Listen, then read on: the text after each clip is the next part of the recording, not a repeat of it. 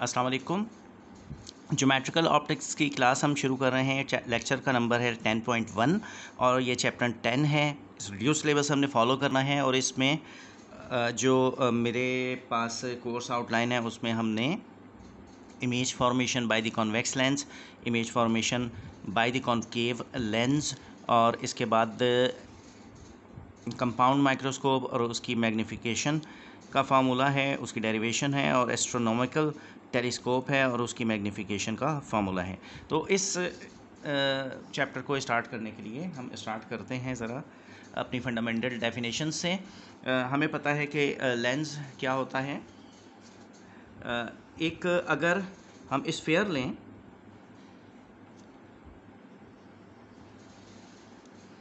अच्छा ये स्फीयर है ग्लास का, ग्लास आप समझते हैं शीशा, और इसको हम कट करें। अच्छा अब ये अगर स्फीयर है तो इसका कोई ना कोई रेडियस होगा। फ़र्ज़ करें कि ये 20 मीटर्स का रेडियस है, तो आर हो गया 20 सेंटीमीटर।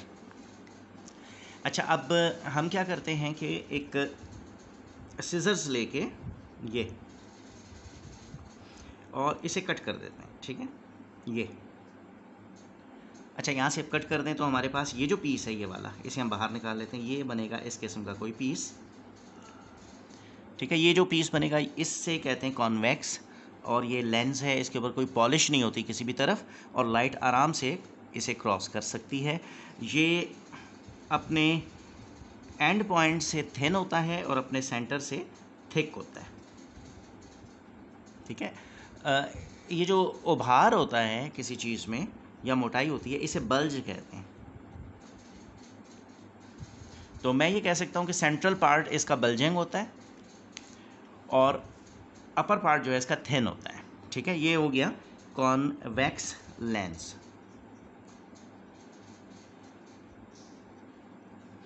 अच्छा अब अगर मैं यहाँ से भी इसे कट करूँ, ये एक लेंस यहाँ से निकल आएगा, इसका शेप ये होगा, और जाहिर है कि ये भी उसी में से निकला हुआ है, यानी उसी स्फीयर का पार्ट है। बीच का ये जो पार्ट है ये वाला, ये अब ये थोड़ा थिक बन गया क्योंकि मैंने हाथ से बनाया है। अगर मैं इसे कट करूं तो शायद ये इस किस्म का पार्ट बनेगा, ठीक है। इसकी अपर साइड थिकर है और इनर साइड थिन है, ये भी लेंस कहलाएगा। और ये जो लेंस होता है इसे हम कहते हैं कॉनकेव लेंस, ठीक भाई। थोड़ी सी बात समझ में आई है। तो हम दो किस्म के लेंस पढ़ने वाले हैं, एक कॉन्वेक्स लेंस, और ये भी कॉन्वेक्स लेंस है, और एक कॉनकेव लेंस, ठीक है। अच्छा अब हम ज़रा देखते हैं कि इनकी खासियतें क्या हैं। अब खासियतें क्या हैं कि इनके अंदर से जब लाइट पास होती है तो क्रॉस कर जाती है, यानी लाइट का रिफ्रैक्शन याद है आपको?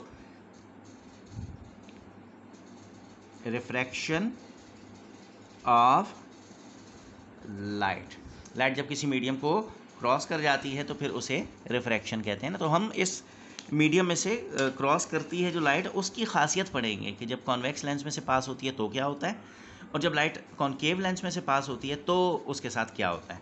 तो अब देखें, अच्छा इसी खासियत को स्टडी किया जाता है इस टॉपिक में, इमेज फॉर्मेशन। अच्छा पहले तो मैं ये टॉपिक, मेन टॉपिक हमारा है इमेज फॉर्मेशन, और मैं इस वक्त पहली इमेज फॉर्मेशन कर रहा हूँ बाय कॉन्वेक्स। अच्छा इसे सही कर लीजिएगा यार, मैं कैसे लिखूँ इसे, कॉन्वेक्स लेंस। अच्छा मैं एक किसी जगह गलती कर दें तो कोई ना कोई बच्चा ऐसा ही होता है जो उस गलत को सारी ज़िंदगी सही समझ के करता रहता है, तो ये बड़ी टेंशन होती है मुझे, और मेरे से आप जानते हैं कि स्पेल मिस्टेक बहुत ज़्यादा होती है। बारह, अब ये देखें, image formation by convex lens, ठीक, ये बात समझ में आती है। अच्छा अब होता क्या है कि मैंने यहाँ कहीं स्केल रखा था और ठहरे में ढूंढ या। अच्छा अब ये फ़र्ज़ करें कि ये मैं एक लाइन ड्रॉ करता हूँ। अब साथ के साथ डेफिनेशंस भी होती जाएंगी। और ये हम वो टॉपिक इस वक्त डिस्कस कर रहे हैं जिसका क्वेश्चन एग्ज़ाम में नहीं होता है। तो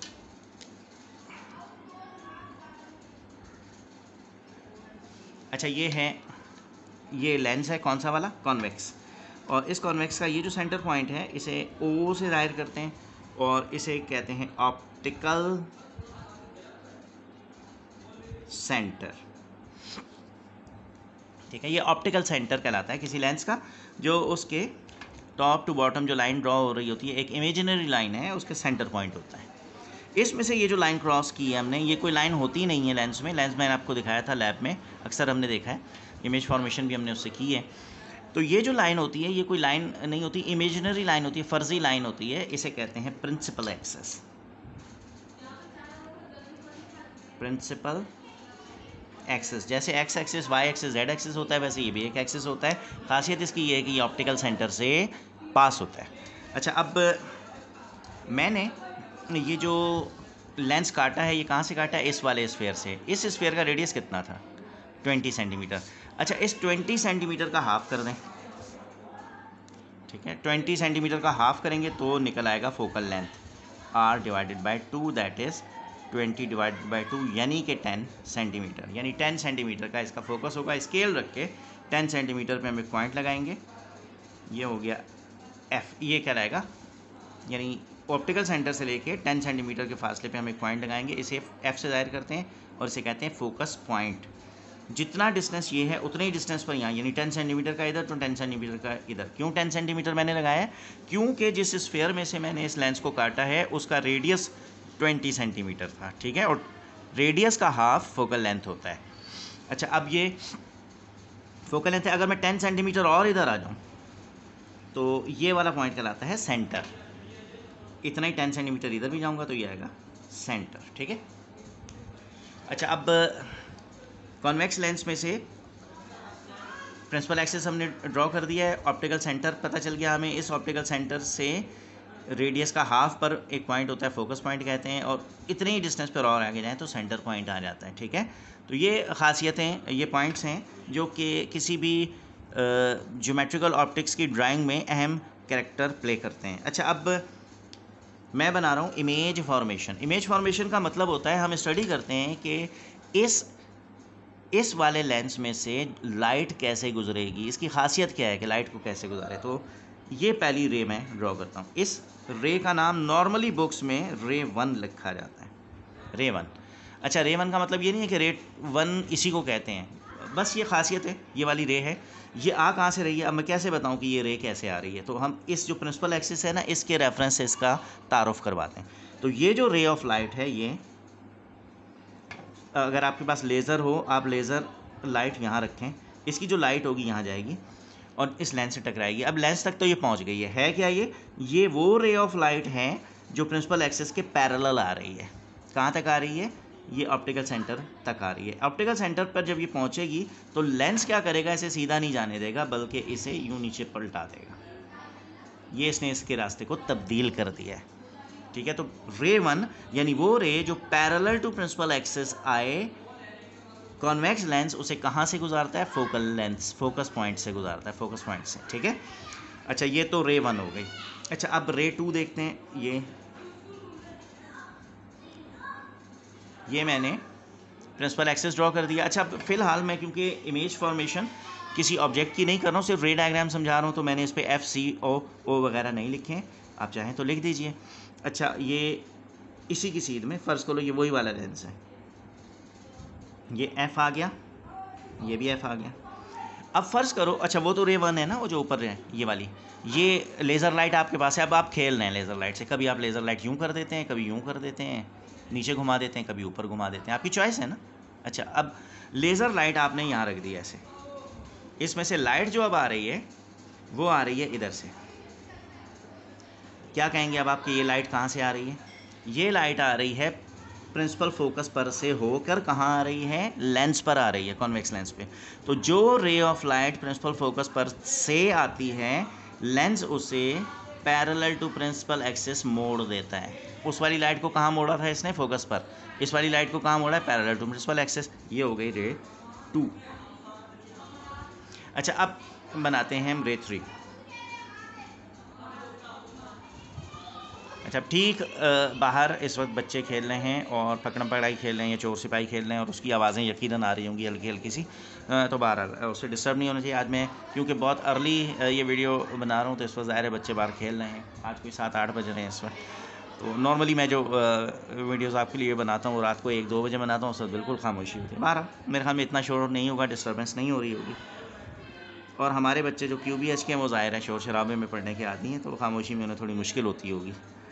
ये रे 3 है। अच्छा, अब मेरे पास लेज़र लाइट है, ये ऑप्टिकल सेंटर है, ठीक है। मैं क्या करता हूँ कि यहाँ लेज़र लाइट रखता हूँ, इधर इसमें से लाइट आ रही है। ये हमारा जो कॉन्वेक्स लेंस है वो कुछ भी नहीं करता, इसको ऐसे सीधा ही जाने देता है। तो अब मुझे क्या बात पता चल गई कॉन्वेक्स लेंस के बारे में, कि अगर उसमें कोई ray of light parallel to principal axis आएगी, वो उसे फोकस की तरफ मोड़ देगा। अगर कोई रे ऑफ लाइट फोकस पर से आएगी, उसे वो पैरेलल टू प्रिंसिपल एक्सिस भेज देगा।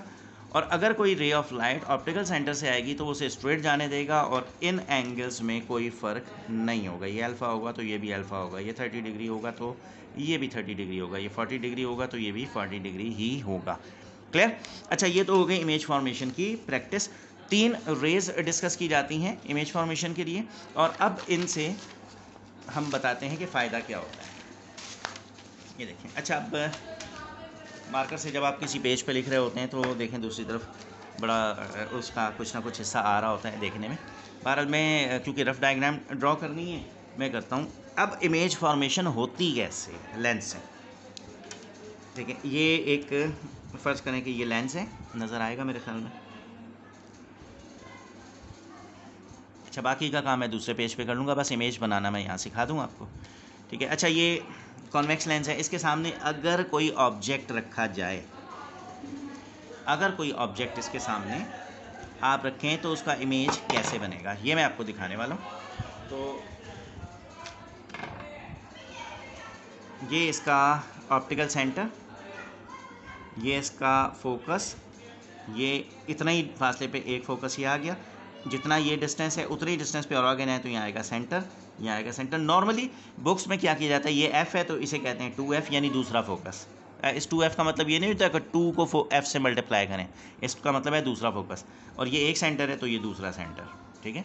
तो मतलब कुछ बुक्स में, कुछ नोट्स में ऐसे लिखा जाता है, लेकिन ज़्यादातर में ऐसे नहीं लिखा जाता है। जिनके नोट्स में ऐसे 2F 2C लिखा है वो भी ठीक है, और जिनकी बुक्स में यहाँ F और यहाँ भी F ही लिखा है वो भी ठीक है। कुछ लोग यहाँ F और यहाँ F डैश लिख देते हैं, वो भी ठीक है, ठीक है। मतलब मैं ये कहना चाह रहा हूँ कि जितना डिस्टेंस ये है उतना ही डिस्टेंस ये वाला है, और जितना डिस्टेंस ये है उतना ही डिस्टेंस ये है। अब फ़र्ज़ करो कि कोई ऑब्जेक्ट, ये अब एक मोमबत्ती ले लिया आपने, ठीक है, वो यहाँ रख दिए।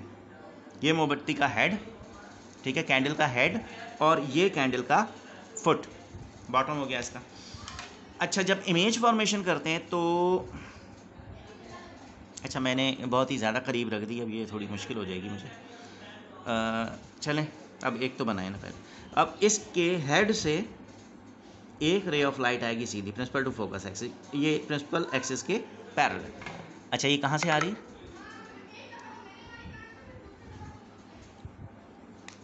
अच्छा, ये आ रही है हेड से। अच्छा, मेरी बैटरी क्योंकि लो हो गई, उसका शायद ऐड भी देख लिया आपने बीच में, बस ये 1 मिनट की और कर दूं तो फिर इसके बाद हम मैं इसे चार्जिंग पे लगाऊंगा, दूसरी वीडियो में बाद में बना लूँगा, ठीक है। अच्छा, अब ये प्रिंसिपल एक्सिस के पैरेलल आई है। कहाँ जाना है इसको? ये रे 1 कहलाती है, आपको अभी मैंने बताया था, ठीक है। ये इसे गुजरना है कहाँ से? फोकस पर से, ये गुजरेगी फोकस पर। अच्छा, दूसरी रे ऑफ लाइट वो आती है यहाँ से। अच्छा, अब ये क्योंकि मैंने बहुत करीब बना दिया ना, ये इससे टच नहीं हो रही, इसको छोड़ दो फिलहाल। 2 रेस काफ़ी होती हैं। दूसरी रे ऑफ लाइट में ऑप्टिकल सेंटर से लेकर कहाँ जाएगी? ये सीधी सीधी जाएगी, इसको बेंड ये करता ही नहीं है। जहाँ ये दोनों मिल जाएंगी, ये दोनों रेज आई हैं हेड पर से, वहाँ ये हेड फॉर्म कर देंगे, ये बन जाएगा इमेज। तो ये हो गया ऑब्जेक्ट और ये हो गया इमेज। क्लियर? अच्छा, यहाँ तक आप थोड़ा सा लेक्चर देख लीजिएगा, तो इसके बाद मैं दूसरा लेक्चर रिकॉर्ड करूँगा थोड़ी देर में, जब चार्जिंग थोड़ी सी हो जाएगी फिर कर दूँगा। तो उसमें मैं आपको इसकी कन्वर्जेंस ऑफ लाइट भी बता दूँगा और image formation by the concave lens भी करा दूँगा। मैंने ये लेक्चर इसलिए बनाया कि अभी जब इसका लिंक आपके पास जाएगा तो आप ज़हनी तौर पर थोड़ा पुरसुकून हो जाएंगे कि सर रियाज ने चैप्टर 10 करना शुरू कर दिया। थैंक यू बेटा, थैंक यू, अल्लाह हाफ़िज़।